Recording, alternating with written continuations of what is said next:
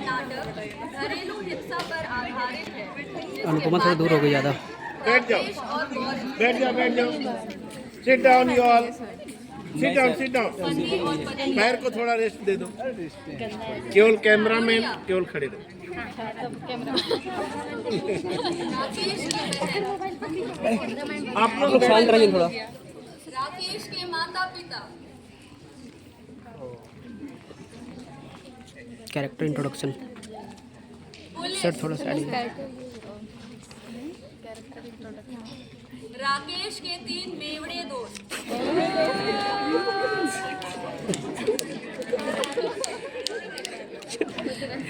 लग भी रहा है।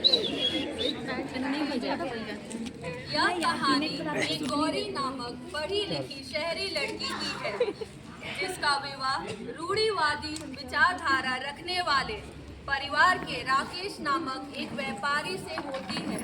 वो जाती कुर्सी हटाने लगती है। परिवार शहर से गांव गौरी को शादी के लिए देखकर वापस लौट रहा है। क्यों राकेश बेटा, लड़की कैसी लगी? पिताजी, मुझे गौरी पसंद है। देखिए जी, मैं कह देती हूँ लड़की मुझे जरा भी नहीं पसंद है। पर माँ, लड़की सुंदर है, लड़की पढ़ी लिखी है, और इससे ज्यादा आपको क्या चाहिए?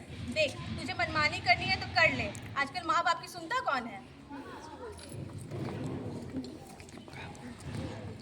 कुछ दिनों बाद राकेश और गौरी की शादी हो जाती है। उसके बाद का दृश्य, राकेश अपने दोस्तों के साथ मधुशाला में गप्पे लड़ाते हुए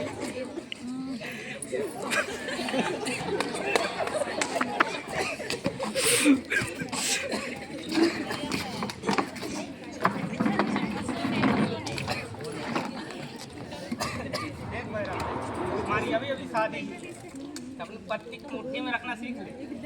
ठीक कहते हो हीरा। हाँ भाई, अभी से सीख ले, नहीं तो पत्नी कब पतंग की तरह उड़ जाएगी किसी को पता भी नहीं चलेगा। हाँ भाई, पत्नी को सती सावित्री से मंजलिका बनने में देर नहीं लगती।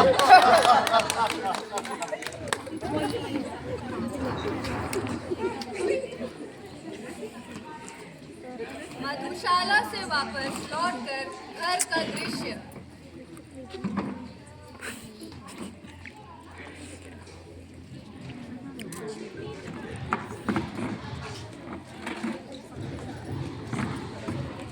ओ गौरी, कहाँ मर गई? जी अभी आई। चल मेरे जूते उतार।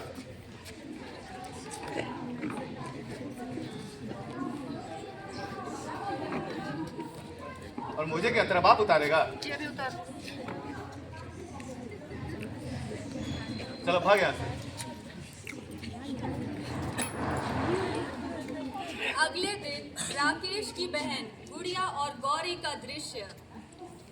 भाभी, भाभी, भाभी, जी अभी आई। आज ठंड बहुत है, मेरे लिए नहाने का पानी लेके आना। अभी लेके आई।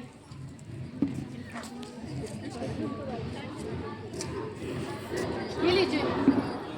इतना ठंड पानी, तुम्हें क्या लगता है मैं इस गर्म पानी को अपने ऊपर डाल लूं और छिली हुई मुर्गी की तरह मेरा छाल निकल जाए? नहीं गुड़िया, भला मैं ऐसा तुम्हारे साथ क्यों करना चाहूँगी? चल हट, तुझे देख के ही पता चलता है। शाम का दृश्य,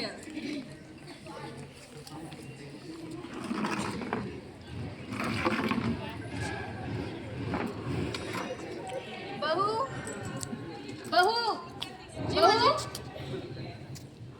जी कहिए। क्यों रे करमजली, मैं तुझे तब से आवाज दे रही हूँ, तुझे सुनाई नहीं दे रहा? जी माँ जी कहिए, क्या काम है? कहिए क्या, मेरे लिए और इनके लिए एक एक कप चाय बना के ला। जी अभी लाई।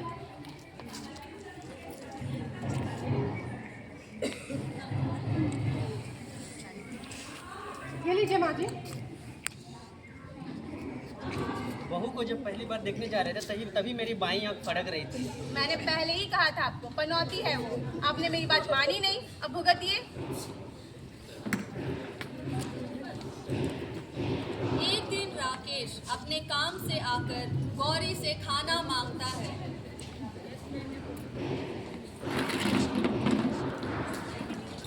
गौरी, खाना लगाओ। ओ गौरी,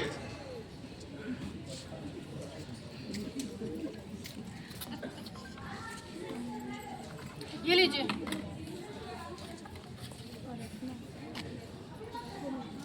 ये क्या है? इतना नमक वाला खाना? इतना नमक डालकर मुझे मारना चाहती हो क्या? जी नहीं, मैं ऐसा आपके साथ क्यों करूंगी भला? मेरी माँ सही कहा करती थी, अगर मैंने उनकी बात मान ली होती तो आज मुझे ये दृश्य ना देखना पड़ता। क्या चल रहा है यहाँ? सर कुछ भी तो नहीं। पड़ोसियों का कहना है कि अक्सर यहाँ से मारपीट की आवाजें आती रहती हैं। जी नहीं सर, आपको कुछ गलत फहमी हुई होगी। गलत फहमी? इस बार छोड़ रहा हूँ, अगली बार से शिकायत का मौका नहीं मिलना चाहिए, समझ गए?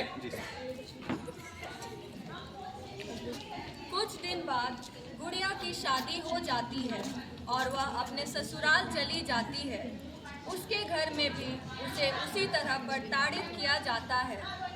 एक दिन गुड़िया रोते रोते अपनी माँ के घर आती है और अपने सारे अत्याचारों का वर्णन करती है। यह सब सुनकर एहसास होता है कि हमने भी अपनी बहू के साथ कुछ ऐसे ही अत्याचार किए थे।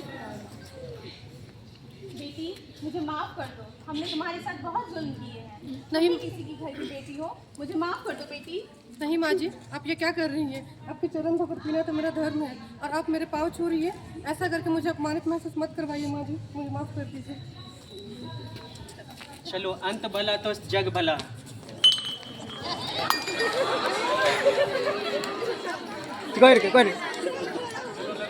तो जैसा कि देखा आपने, आज हमारे देश में हर दिन 3 में से 2 महिलाएं घरेलू हिंसा की शिकार होती है, लेकिन सिर्फ 1% मामले ही उजागर होते हैं। जहां एक तरफ नारी शक्ति को बढ़ावा देने के लिए हम महिला दिवस मनाते हैं, वहीं दूसरी ओर ये आंकड़े हमारे झूठे नकाब की पोल खोलते हैं। इसलिए यह हमारा फर्ज बनता है कि बच्चों को, घर वालों को, समाज को ये सीख दें, समझाएं कि इंसानियत क्या है, उसकी अहमियत क्या है, ताकि किसी महिला पर जुल्म करने से पहले, किसी कमजोर पर हाथ उठाने से पहले हम 100 बार सोचें और साथ ही यह भी सोचें कि हम समाज को किस ओर ले जा रहे हैं।